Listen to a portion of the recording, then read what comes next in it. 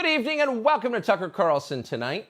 As American forces were pulling out of Afghanistan this summer, Mark Milley, the chairman of the Joint Chiefs of Staff, announced a new and highly innovative intelligence partnership. The Pentagon, Milley explained, would begin sharing classified information with the Taliban. Yes, the Taliban, the bearded religious extremists in man pajamas that for 20 years we've been told pose a major threat to us in the United States. But no longer. They're our partners now. The Biden administration, Milley explained, was even open to coordinating with the Taliban on counterterrorism strikes against our new enemy, a shadowy group that may or may not actually exist, called ISIS-K. We don't know what the future of the Taliban is, but I can tell you from personal experience that this is a ruthless group from the past, and whether or not they change remains to be seen. And as far as our dealings with them at that airfield or in the past year or so, in war, you do what you must in order to reduce risk to mission and force, not what you necessarily want to do.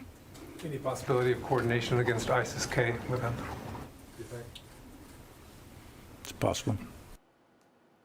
Because when you're fighting ISIS-K, no holds are barred. So the first of Milley's coordinated attacks against ISIS-K arrived 3 weeks ago. It was August 29th.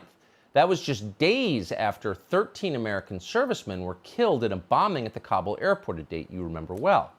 At the time, even Democrats were pointing out the obvious: Joe Biden is senile and totally incompetent. So the administration at that moment desperately needed something to prove they are not senile and incompetent. They are instead decisive and strong. And what better way to do that than to kill people? So that day, the U.S. military bombed a white Toyota in a residential complex not far from the Kabul airport. The White House touted that strike as a demonstration of our over-the-horizon military capabilities in Afghanistan, particularly against ISIS-K. Now, Mark Milley, who's pretty young to be senile but often seems like it, strongly agreed this was a good thing. But at this point, we think that the procedures were correctly followed and it was a righteous strike. Do we say good thing? We meant righteous. That was a righteous strike. And everyone in Washington agreed. One unnamed U.S. defense official described the attack to our Jennifer Griffin this way, quote, "Multiple suicide bombers inside the vehicle struck by U.S. drone today in Kabul. Significant explosives in the vehicle led to secondary explosions. Bombers belonged to ISIS-K, and they were en route to Kabul airport," end quote. So it was perfect. All the bad people were dead. All those ISIS-K operatives. And virtually every news organization in the country parroted this account. They were grateful to give poor old Joe Biden credit for something. The Washington Post assigned 5 reporters to the story, and they dug deep. They concluded that Biden's drone attack had hit, quote, an Islamic State target. On television, where there's mostly no reporting at all, they just read the paper and repeat it, not a single person seemed very skeptical of this. Our ability to demonstrate effectively that we can strike such targets once the intelligence cues them up. We can strike them from outside Afghan borders, which is a critical element of the Biden plan once we withdraw. So this over-the-horizon capability was demonstrated. I thought it was effective. You call this strike remarkable. This is a realization of what President Biden calls the over-the-horizon strategy. The military event today is so much more than just a single drone strike. It is a projection of power. It is a message from the United States government that even though we're leaving, we're not done with counterterrorism operations. Even though we're going to have to do this, as they say, over the horizon from remote locations, and it's going to be far more challenging, we can still do it. So keep in mind, every single one of the people you just saw speaking knew nothing, literally nothing about this drone strike other than what they read on Twitter. They were totally ignorant. And that did not prevent them, as it never does, from trying to sound totally authoritative. That's our news coverage.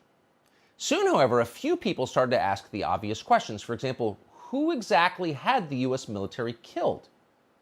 When asked, the Defense Department wouldn't say. Oh, that might have been a tip. DoD also would show no proof of those secondary explosions, the explosions that proved the vehicle was being driven by ISIS-K suicide bombers. Instead, Mark Milley just assured the country that those secondary explosions were real, they happened, we know, and the rest of us need to take his word for it. And that was exactly the line from the Pentagon's top flack, known liar, John Kirby. Two quick questions, if I may. On the strike against the vehicle, the Central Command talked about secondary explosions, I think, in that, but do you actually have visual evidence that there were secondary explosions? Are you convinced that there were? Because that seems to be one of the potential contributing factors to civilian casualties. So are you certain there were secondary explosions? Yes. I just have a follow-up on a different part of this. Can you say how you're sure? No. Ooh, liar. Not the first time, not the 50th time. Are you sure they were secondary explosions? Yes. How do you know for sure? I'm not going to tell you.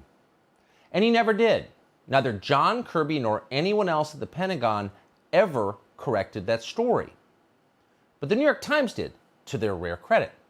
More than a week ago, the New York Times ran a piece revealing with video evidence that the Biden administration's drones did not actually kill anyone from ISIS-K, whoever they are, assuming they exist. The drone killed a civilian aid worker and a car full of kids. There were no bombs in the Toyota. They had bottles of water, which are very different from bombs in that they don't explode, even secondarily.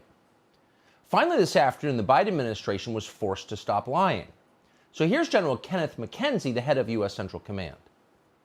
Having thoroughly reviewed the findings of the investigation and the supporting analysis by interagency partners, I am now convinced that as many as 10 civilians, including up to 7 children, were tragically killed in that strike. Moreover, we now assess that it is unlikely that the vehicle and those who died were associated with ISIS-K or were a direct threat to U.S. forces. Okay. After consulting with our interagency partners, all of whom get the New York Times delivered at home, we are admitting that we lied to you for weeks about what we actually did. It was not ISIS-K, there were no suicide bombers, there were no secondary explosions, it was kids and water bottles.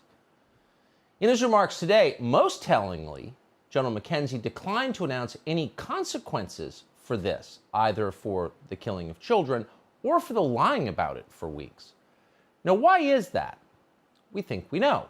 Back on September 1st, Mark Milley explained that the drone strike of August 29th wasn't out of the ordinary. In fact, it followed the very same procedures as every other drone strike over the last 20 years in Afghanistan.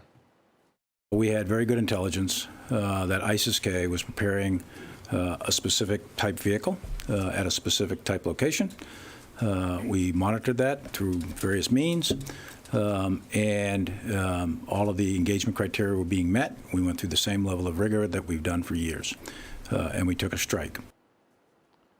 Oh, we had very good intelligence. Likely the same kind of intelligence that led us to believe that German-educated Saudis would never fly airplanes into the World Trade Centers or the Pentagon or a field in Pennsylvania.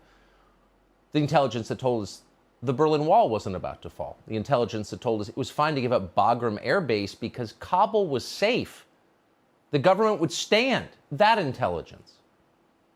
So the drone strike of August 29th that killed a car full of children underwent, and we're quoting, the same level of rigor that we have done for years.